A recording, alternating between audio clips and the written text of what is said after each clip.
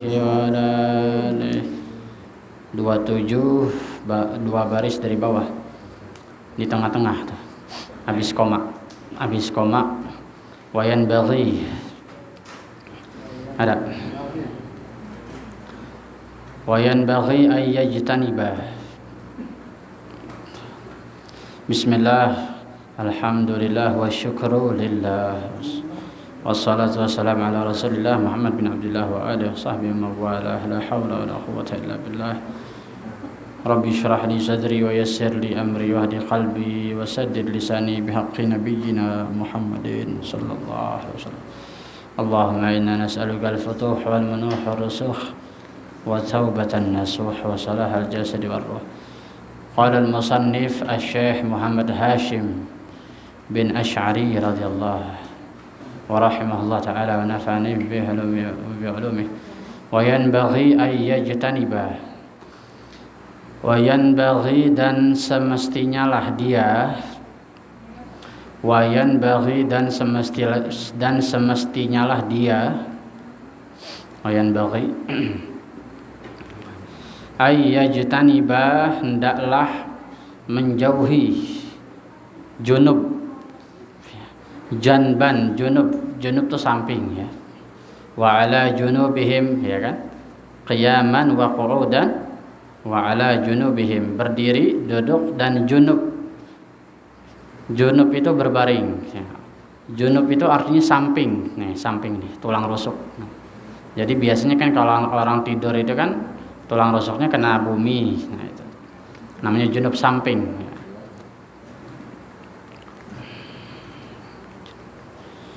Begitu juga dalam hukum batal atau tidaknya wudhu kalau bersalaman, bersentuhan dengan lawan jenis. Ada namanya mahram, ada namanya ajnabi ya, tahu kan? Mahram yang diharamkan menikahinya, ajnabi selain itu begitu. Ajnabi selain itu, selain orang yang diharamkan, namanya ajnabi. Ajnabi itu apa? Yang boleh kawin. Kita sama sepupu boleh nggak kawin? Boleh nggak? Boleh, makanya batal wudhu gitu.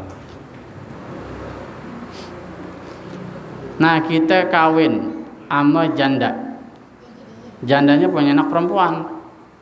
Perhatikan nih, jandanya punya anak perempuan, tapi itu anak perempuannya kuliah di Bandung, nggak pulang-pulang. Pas kita kawin belum pernah lihat.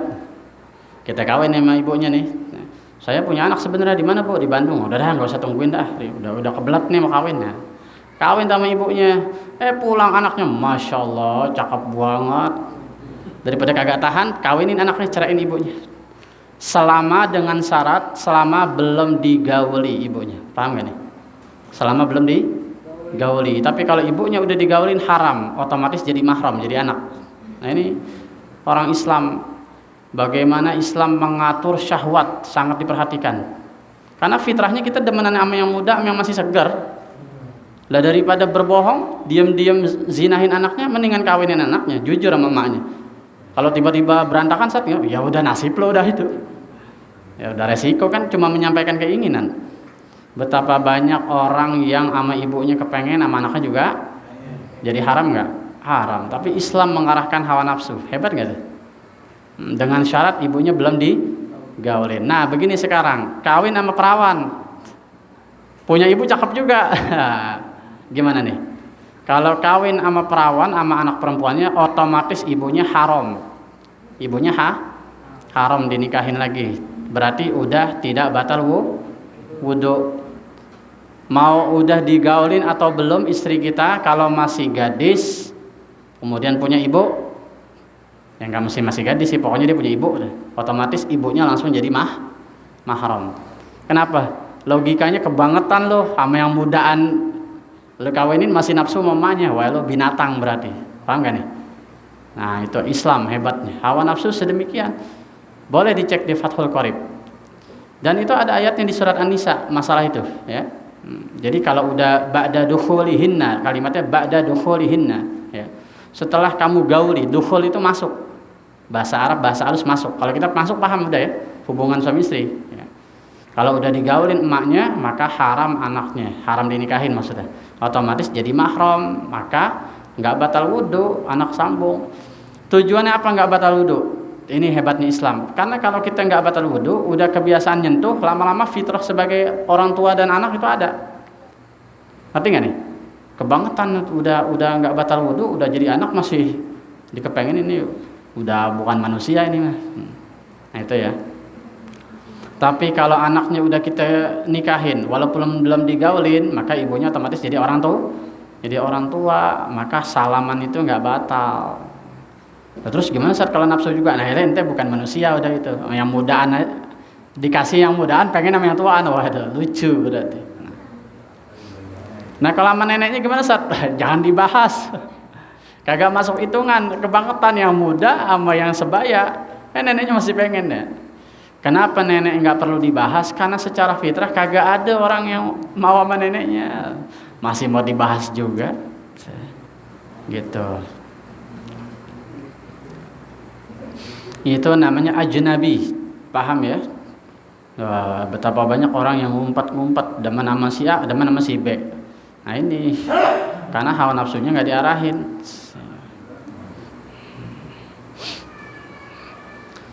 Wayan bagi dan semestinya lah ayyajtaniba dia mengesampingkan, maksudnya menjauhi. Nah, kalau ngesampingin maksudnya menjauhin, gitu. Mengesampingkan, lihat kan yang itu tuh. Ingat gak? Paham aja bola. Paham ya? Kan gini gambaran. Berarti dijauhi, ngerti gak? Langsung anjlok tuh sahamnya. Kalau gitu nggak ngaruh ya. Nah ini YouTube-nya ini bukan iklan ya, ini kebetulannya, ini panitianya nggak nyiapin, nggak dicopotin. Nah itu ya ijtaniba, menjauhi. Hendaklah ia seseorang menjauhi ma yurisu, apa-apa yang mewarisi, yang menyebabkan an-nisyana, lupa. Hendaklah menjauhi apa-apa yang mewariskan lupa. Apa contohnya? Kemarin tidur abis subuh banget dan tidur abis asar banget. Bangun-bangun jam 9 malam. Nah itu calon pikun. Nah yurisu, kenapa bahasanya yurisu pakai bahasa mewariskan? Karena dampaknya nggak sekarang. Nih kita nih banyak minum es. Dampaknya sekarang nggak? Enggak, ntar umur 50, 60 baru tuh tulangnya pada rontok, baru berasa. Makan makanan yang masih ngebul, kagak dikipasin, jangan ditiup, udah pernah dibahas ya, nggak boleh ditiup, ditungguin sampai adem, diajak ngobrol aja tuh makanan, bacain Yasin 3 kali, insya Allah adem. Kopi panas-panas masih ngebul, sosok. Dampaknya nggak sekarang, ntar kalau udah tua, giginya gampang rontok, apa-apa nggak sabaran.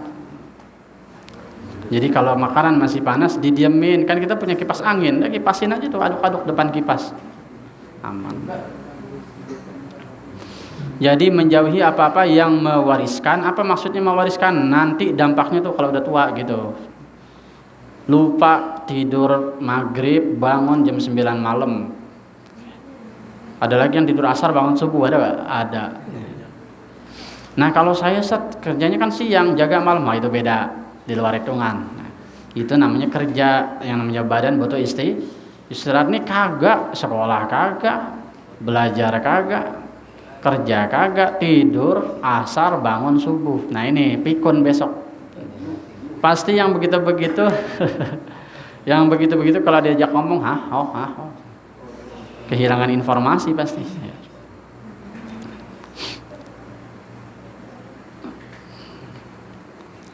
Bil khasiyati khususnya. Bil khasiyati sama aja sama khosotan, khususnya ya. Kadang-kadang pakai bil khasiyati, kadang-kadang khosotan, sama aja. Khususnya ka'akli athari sauril fa'iri,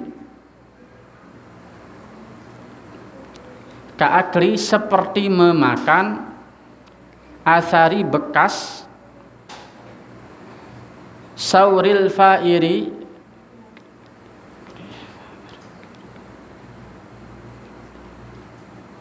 Apa ini? Seperti memakan bekas al-fa'iri, makanan yang udah jadi ini kita makan nih, sisa, taruh di bawah kompor, di bebenahan, masih kepikiran diambil lagi. Nah itu nggak boleh. Jadi kalau makanannya masih mau dimakan, taruhnya di rak piring, tutupin. Dan sendoknya jangan ditaruh di makanan, ditaruh di tempat yang kotor, pakai sendok baru. Paham gak nih? Jadi jangan makan makanan yang udah bekas orang terus udah nenep, udah dingin, kita makan tuh. Nah itu kan udah kena kotoran dari orang. Nah itu mewariskan lupa, gampang mewariskan lupa. Karena nggak semua orang tangannya mulutnya bersih, kecuali bini. Kita udah tahu dah. Kalau bini emang disunahkan makan bekas bini, atau minum 1 gelas, minum 1 wadah, makan 1 nampan tuh dianjurkan ya. Itu pun kalau udah dingin nih, makan mie goreng udah dingin, sendoknya udah kotor tuh. Kalau bisa kitanya harus tahu diri tuh, taruh di tempat kotor. Tinggal mie-nya aja udah tutupin pakai tisu. Udah habis itu ambil sendok baru. Nah itu. Jadi jangan makan makanan bekas asar ya.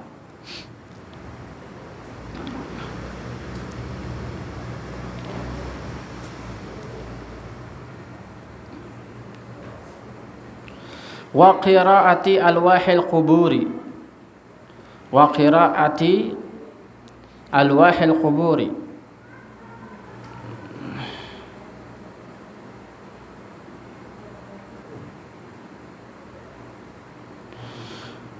wa qiraati ini bukan membaca ya, tapi melewati ya.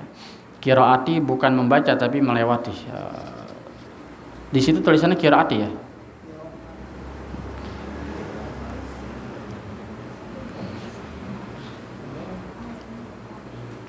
Kayaknya bukan wa qiraat, ini wa qur'at.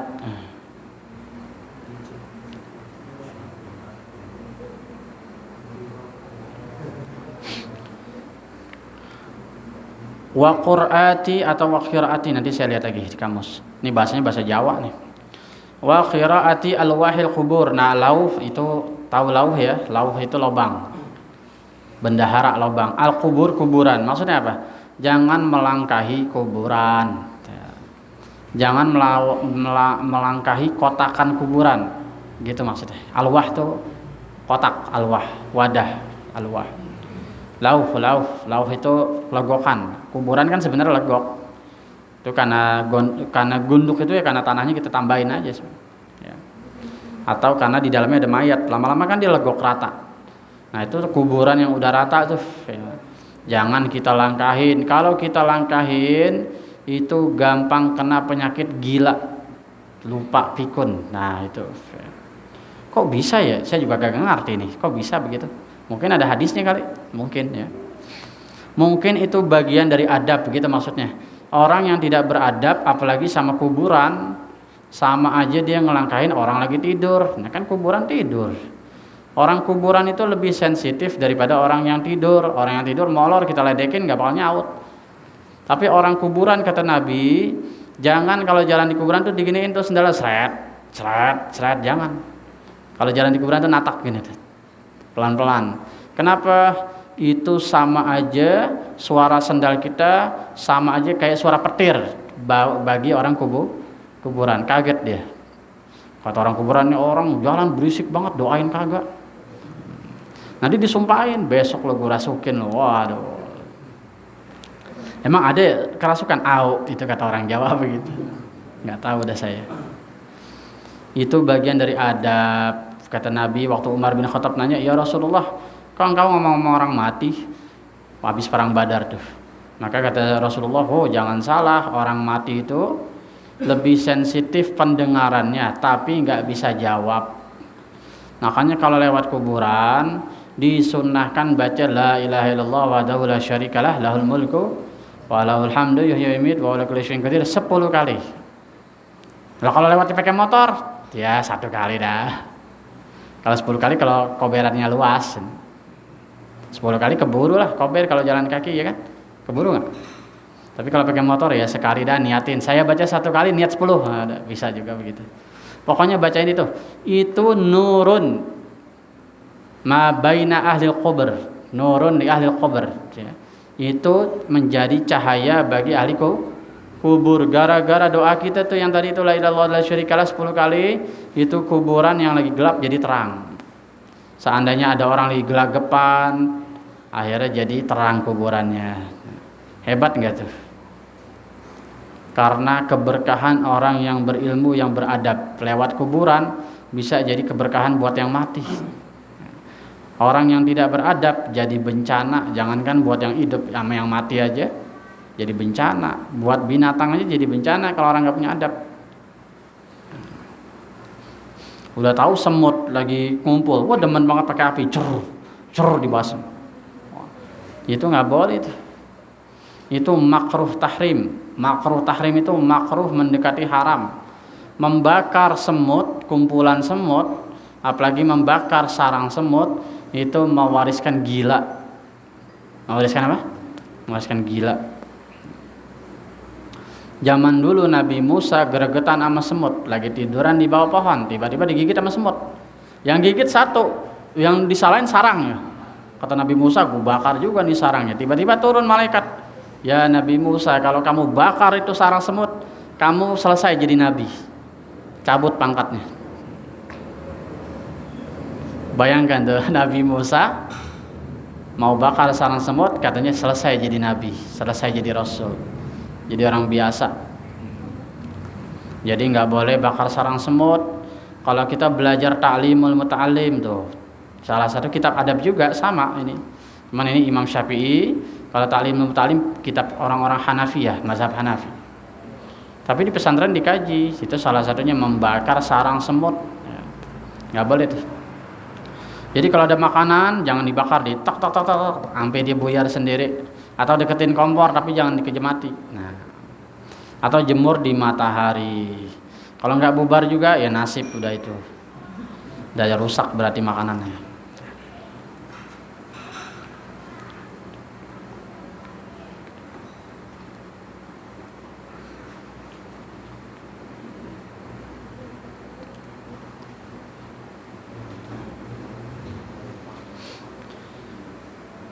Waddukhuli baina jamalaini makturaini wa ilqa'il qamli hayyan.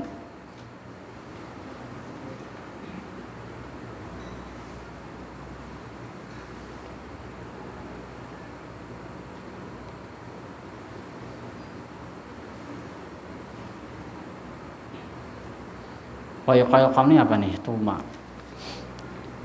Waddukhuli dan memasukkan baina jamalaini antara dua onta. Ini kayaknya kiasan ya. Makturaini yang ditali. Maksudnya kalau ditali onta, kalau naliin binatang nih enggak. Ini nih bicaranya padang pasir ya. Maksudnya kalau kita nih apa aja lah, kambing, jangan diikat satu tali dua, kasihan, kesiksa ya. Nanti kita disumpahin sama tuh kambing.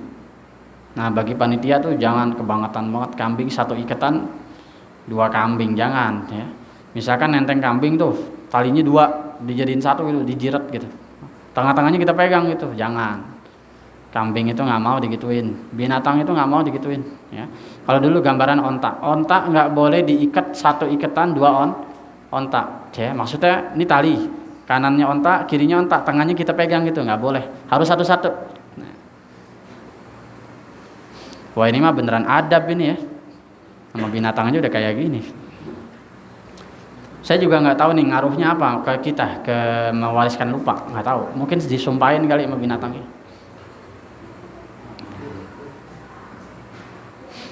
Nah mungkin begini, ini sentilan alus, mungkin nggak tahu ya. Ini sentilan alus karena Mbah Hashim hidup di Jawa Timur. Sentilan halus, sindiran halus buat orang-orang yang suka karapan tuh, ngerti nggak? Nah karapan itu kan kayak nyiksa binatang gitu maksudnya. Tapi gimana kalau diikat buat manggul kereta manggul barang itu nggak apa-apa. Emang wasakhorolaka ya. Apa nama surat Yasin tuh? Ya, binatang itu emang kita gituin ya. Emang kami tundukkan binatang itu ya.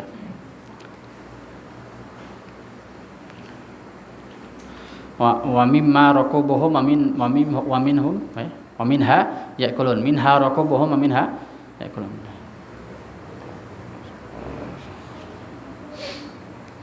Wa ilqa'il qamli hayyan, dan membuang al-qaml.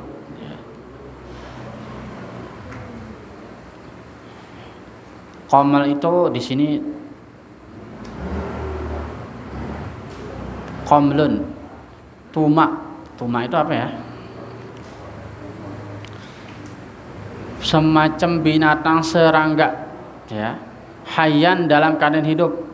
Kalau kita buang air, nyiram air, terus ada semut atau ada serangga, nah maka kita singkirin itu serangganya, kemudian baru disiram. Jangan lagi ada semut terus kita siram, demen berarti. Al-qamal itu serangga ya. Hayyan itu dalam keadaan hidup. Ya kalau yang udah mati nggak apa-apa. Ya. Namanya juga udah mati, mayat. Nah ini ada kecoa, ada kumpulan semut, kita siram gitu. Nah gara-gara kita siram itu semut jadi pada buyar. Anak nggak ketemu ibunya, ibu nggak ketemu anaknya. Nah, bayangkan kita manusia disapu tsunami, anaknya di Jepang, ibunya di Thailand, gimana kira-kira? Nah maksudnya begitu. Jadi kalau nyiram itu lihat-lihat kalau ada semut. Begitu juga kalau ada kalau kita pipis, dianjurkan nggak boleh banget, makruh besar, makruh tahrim, pipis di lubang binatang, lubang semut nggak boleh tuh. Ya. Ini begitu maksudnya. Ilqa itu membuang ya. Al-qamal itu semacam menyiram binatang ya. Air ya, al-qamal, air atau apa saja, makanan atau apa saja yang membuat binatang-binatang itu jadi pada buyar. Hayyan dalam keadaan hidup, binatangnya dalam keadaan hidup masih berbaris terus kita siram, nggak boleh. Hati-hati itu ya. Mungkin binatangnya itu nyumpain mungkin. Jadi ini adab ini bisa saja mengambil hikmah dari surat An-Naml, yaitu ketika Nabi Sulaiman dan bala tentaranya melangkah. Akhirnya semut, qalat namlatun ya ayyuhan namlu dkhulu masakinakum la yahtimannakum Sulaiman wa junuduhu wa hum la yash'urun. Kata ratunya semut, jadi semut itu enggak punya raja, punyanya ratu.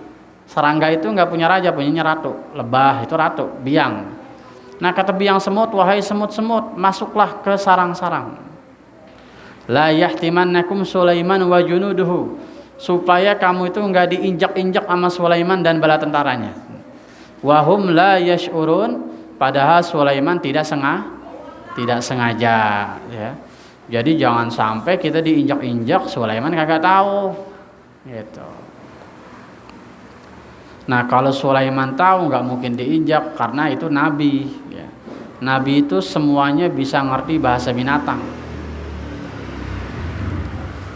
termasuk Nabi Sulaiman. Jadi bukan Nabi Sulaiman aja yang ngerti binatang, nabi-nabi lain semuanya ngerti ya. Mungkin ke situ kiasannya ya. Paham tuh ya. Jadi yang mewariskan lupa itu bisa memakan bekas makanan orang ya. Dulu waktu nyantren tuh diajarin banget tuh, kalau kita mau makan atau meminum bekas orang, lihat orangnya. Nah, kalau bekas orang-orang bangor jangan diminum, bekas orang bangor jangan dimakan. Kenapa? Orang-orang yang fasik, orang-orang yang kafir itu kalau makan ditemenin sama setan. Nanti bekas itu kita makan masuk ke badan, jadi malas ibadah ya. Mewariskan lupa. Tapi kalau bekas orang soleh makan. Makanya orang dulu kalau Habib-habib cuci tangan sampai di gituannya diminum ya. Kalau yang doyan, kalau saya sih kagak, yang doyan aja itu ya. Tapi kalau bekas makanan, bekas santri makan nampan dikumpulin, wah itu berkah. Berkah ya, karena orang yang belajar. Tapi orang yang maksiat, yang nggak pernah sholat, nggak puasa, bekasnya kita makan, itu imbasnya ke kita, dampaknya ke kita. Kenapa? Karena makanannya ditemenin setan. Udah dijilat setan kita makan, ya. Kalau bisa ngelihat mengeri. Karena orang-orang yang begitu nggak pakai nama Allah, nggak nyebut Bismillah. Nah itu maksudnya ya. Maksudnya tadi itu. Adapun melangkah kuburan itu maksudnya adab sama orang mati. Terus yang tadi adab sama binatang. Jadi ada 3 itu ternyata tuh maksudnya begitu. Wattasi'u, dan yang ke-9 tis'ah tasi, yang ke-9, yang kemarin ke-8. Ayyuqallila naumahu, hendaklah dia mensedikitkan molor, tidur, turu. Tedong kalau bahasa Madura. Hendaklah mensedikitkan tidur, jangan malam tidur, pagi tidur, siang tidur juga. Kebanyakan tidurnya. Orang yang banyakan tidurnya, otaknya nggak aktif, ngeblank. Itu nggak bakal bisa nyerap sama pelajaran. Dikit-dikit nggak ngerti, dikit-dikit nggak ngerti. Orang kebanyakan tidur, otaknya nggak pernah dipakai, nggak punya masalah hidupnya. Nggak punya masalah, enak banget tidur mulu. Kalau baik tidur bagus. Malam yalhaqhi,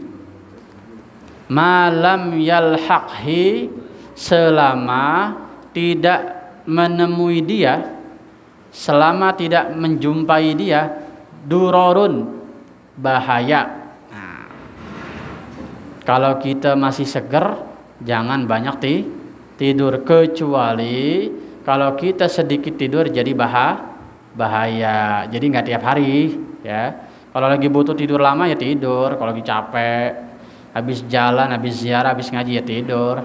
Tapi bagi yang badannya masih segar, kalau nggak ngantuk jangan ditidurin, gitu maksudnya. Ya. Malam yalhaqhi durorun. Ya. Dororun di sini, bisa duror, bisa doror ya. Selama tidak menjumpai dia bahaya. Tapi kalau kagak tidur mata saya bisa sakit, bisa perih, besok saya kerja, tidur wajib itu, ya. Fi badanihi, pada badannya, nggak cuma mata tapi badan. Kadang-kadang kita kalau kurang tidur darahnya jadi nyer-nyeran, urat kita nyer-nyeran, badan pada nyeri kalau kurang tidur. Wa zihnihi, dan indra, badan dan indranya. Badan itu ya badan, indra itu ya mata, telinga, mulut. Kadang-kadang orang kurang tidur sariawan segala macam. Tapi kalau kita lagi fit, jangan banyak tidur, gitu maksudnya. Wala yazida, dan tidak menambahkan, fi naumihi, pada waktu tidurnya, fil yaumi wal lailati, siang juga, malam juga. Siang tidur, malam tidur lagi, jangan ditambahin. Kalau malam udah tidur, siang jangan tidur. Kalau siang udah tidur, malamnya dikit aja tidurnya.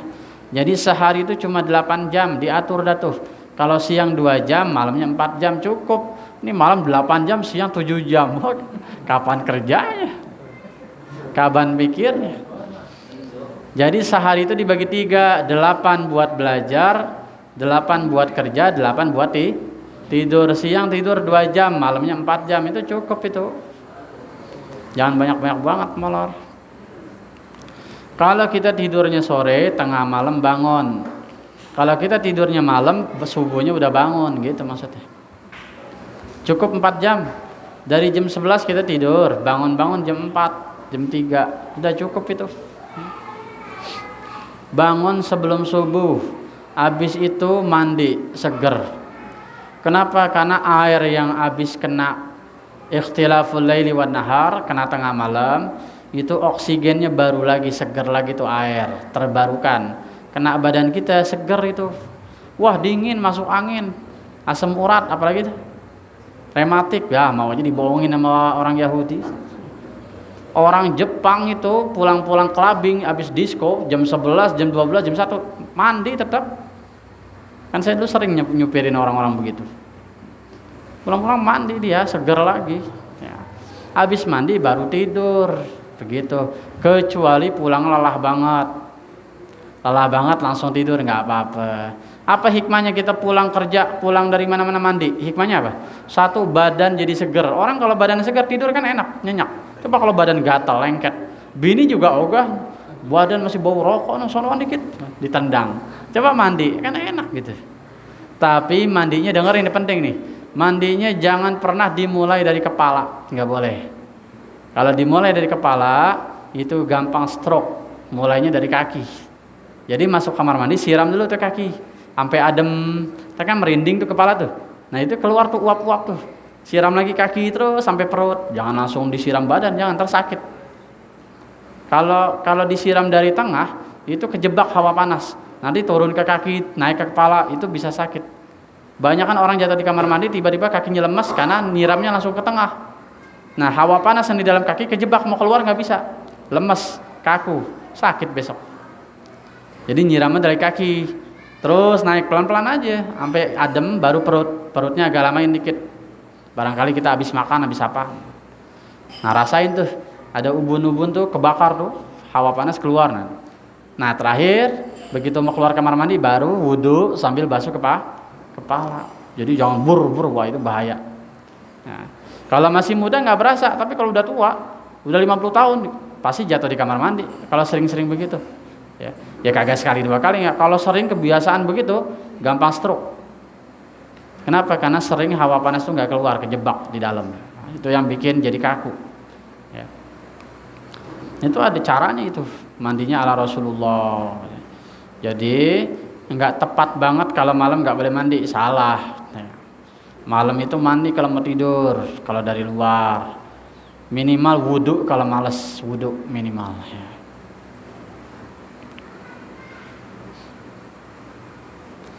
Ala samani sa'atin. Nah baru dibilangin atas 8 jam, nggak boleh nambah di atas 8 jam. Mau siang mau malam, siang 4 malam 4, siang 2 malam 4, dah gitu. Siang 2 malam 4 jadi 6 ya. Siang 4 malam 4 ya. Siang 2 malamnya 6 gitu maksudnya. Pokoknya 8 dah. Wa huwa sulusuz zamani. Itu adalah sepertiga hari. Kan jam itu ada 24 dibagi 3 jadi 8 kan. 8 buat kerja, 8 buat belajar, 8 buat tidur. Jangan lebih dari 8 jam. Lebih dari 8 jam gampang pikun. Tuh, perhatikan itu. Fa in ihtamala haluhu. Fa in ihtamala haluhu aqalla minha, seandainya dia sanggup. Fa in ihtamala, seandainya mampu. Haluhu, keadaannya, aqalla minha, lebih sedikit dari 8 jam, fa'ala, maka dia lebih bagus melakukan. Maksudnya kalau dia mampu kurang dari 8 jam tidur, maka lebih bagus dikerjain. Saya kuat sehari tidur cuma 4 jam, bagus. Semakin sedikit semakin bagus. Bahkan orang-orang jenius tidur itu sehari cuma 3 jam. Orang-orang jenius malam-malam susah tidur. Orang-orang jenius itu malam susah tidur. Dan para wali kenyataannya kalau malam gak tidur. Kalau kita mah beda, gak tidurnya gibah. Besok subuh maksiangan. Kalau wali itu gak tidur mikirin umat. Sama kayak Imam Syafi'i, kalau malam gak pernah tidur. Kelihatannya doang tidur, begitu tuh tangannya. Sama anaknya Imam Ahmad bin Hambal ditanya gini, ayah, kok ente ngefans banget sama Syafi'i? Dia kan kalau malam gak ibadah, tidur doang. Kata ayahnya, ayahmu ini setiap malam tahajud. Tahajud fungsinya buat diri sendiri, pahala buat diri sendiri. Tapi guru Imam Syafi'i tiap malam gak pernah tidur. Jangan salah, dia begini tuh bukan tidur, dia berpikir. Makanya dia kalau bangun subuh gak pernah wudhu langsung, karena wudhunya dari malam, gak pernah tidur. Kalau saya ibadah buat diri sendiri, kalau Imam Syafi'i gak tidur buat umat. Bayangkan kalau Imam Syafi'i molor mulu, kagak ada mazhab Syafi'i. Kapan sempat tidurnya kalau mikirin mazhab sebesar ini? Gak sempat. Yang dipikirin umat, bagaimana nih hukum tayamum nih, puyeng dia. Bagaimana nih hukum wudhu nih, puyeng. Bagaimana hukum tawaf, hukum cerai. Kalau begini, kalau begitu, dipikirin sampai tiap malam. Itu diperhatiin sama Imam Ahmad bin Hambal, sama putrinya Ahmad bin Hambal. Heran tuh. Tiap malam kagak tahajud ini orang, tidurannya di balai. Padahal nggak tidur. Udah gitu yang bikin heran, subuhnya nggak wudhu ya, emang kagak molor, kagak tidur. Yang dipikirin umatnya. Imam Syafi'i setiap malam begitu udah beranjak dewasa tidak pernah kurang dari 30 masalah fikih yang dipikirin tiap malam. Kalau kita mikirin apaan? Kalau kita mikirin apaan kira-kira? Tidak pernah kurang dari 30 masalah fikih yang dipikirin dia. Kapan sempat sholatnya? 30 masalah fikih berat loh. Kita satu aja nggak nemu-nemu ya. Kapan sempat sholat ya kalau gitu? Nah, jadi ibadah itu nggak melulu sholat, nggak melulu puasa, begitu maksudnya. Nggak melulu sedekah. Berfikir itu lebih afdol. Tafakkur sa'ah afdalu minas sholat alfa rakaat. Berfikir sejenak buat kepentingan umat lebih afdol dari 1000 rakaat sholat. Sholat buat diri sendiri, berfikir buat orang. Berfikir itu buat perubahan. Ya. Jadi kalau bisa kurang sedikit dari 8 jam maka wala ba'sah ayyuriha nafsahu, dan tidak mengapa dia mengistirahatkan jiwanya, wa qalbahu, dan hatinya, wa zihnahu, dan indranya, wa basarahu, dan penglihatannya, idza kalla syai'un min zalika, idza kalla syai'un min zalika, apabila lelah, kita capek hati empet sama keadaan, maka kita dianjurkan beristirahat, menjauh dulu dari keadaan yang lagi di situ, yang kita lagi terjebak. Kita lagi terjebak sama keadaan umat masyarakat, maka kita dianjurkan keluar, biar nggak bosan. Daripada gantung diri diam-diam di kamar mandi, wah ribet.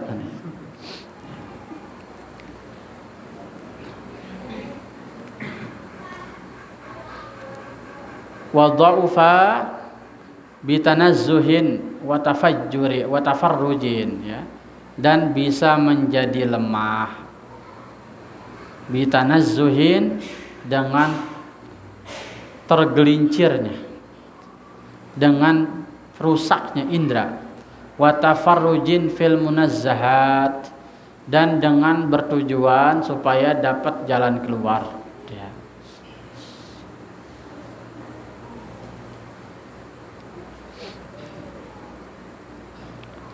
Bihaitsu ya'udu ila halihi, sampai kapan dia istirahat? Sampai bisa mengembalikan mentalnya, keadaannya. Jadi boleh kita keluar dari masyarakat ketika kita kena mental, berhenti bergaul, berhenti bercampur, berhenti berjamaah, berhenti bareng. Nanti kalau udah kembali mentalnya, boleh nyampur lagi sama masyarakat. Karena masyarakat itu ibarat orang tawaf, nggak pernah berhenti. Kalau kita diam, kita keinjak-injak, mendingan minggir daripada maksain nyium Hajar Aswad, mati. Ya. Wala yudayyi'u alaih, supaya tidak sempit dia punya hidupnya, begitu ya. Wallahu alam bisawab. Dikit lagi selesai itu bab kedua. Ya. Malam ini udah tengah bulan Jumadil, berarti setengah bulan lagi menuju bulan Rajab, ya. Mudah-mudahan kita disehatkan badan kita oleh Allah SWT. Panjangkan umur kita, rezeki kita halal barakah, hazini ahkun salihah. Wa ila hadratin Nabi Muhammadin sallallahu alaihi wasallam. Al-Fatihah. A'udzubillahi minasyaitonir rajim. Bismillahirrahmanirrahim. Alhamdulillahi alamin arrahmanir rahim. Iyyaka na'budu wa iyyaka nasta'in. Ihdinas siratal mustaqim, siratal ladzina an'amta 'alaihim ghairil maghdubi 'alaihim waladdallin. Amin.